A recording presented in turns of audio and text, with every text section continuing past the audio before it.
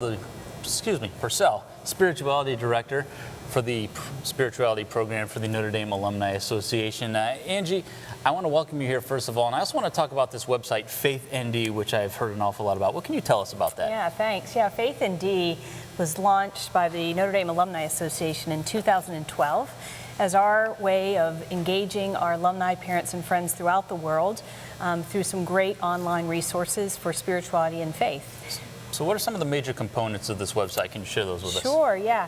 So there are four major components. I'll talk about Pray in a minute. So our Pray section, our Live section, our Serve section, and our Explore section. The Live section is really digging into how we live our faith daily, both in the joyful times and those challenging times, right? The Serve section talks about how we are motivated by our faith to serve those in need, particularly the most vulnerable and poor in our communities. In a section like that, you'll find, for example, a young alumni who's gone to a new city may want to do some volunteer work, but not know where to go. And so this website, you can go to our Serve section and find a directory of nonprofits where other alumni from Notre Dame are also serving. So that's a very tangible way that this website helps. The last section is the Explore section, and that's really where we dig into kind of the academic, the continuing learning of our faith. So a lot of our professors here on campus will offer lectures that we have posted there. We also have webinars. We have one coming up in June on Pope Francis' encyclical on the environment, and so we'll have a webinar, and that is housed in the Explore section of our website. Sounds like a pretty expansive resource. I also want you to tell us about the daily gospel reflection, what that consists of, how often it goes out, things like that. Sure, absolutely, yeah. In the Pray section, there are three major kind of resources that people very much resonate with. The first one, as you mentioned, is the daily gospel reflection. And that is something that goes out every morning at 5 a.m., Monday through Friday, and then during Lent and Advent on Sundays. It is the day's gospel. It is a reflection written by a staff, a faculty, a student, or an alum. A prayer written by a Holy Cross priest, and then a narrative on the day's saint. And so that is something that more than 46,000 readers enjoy every morning.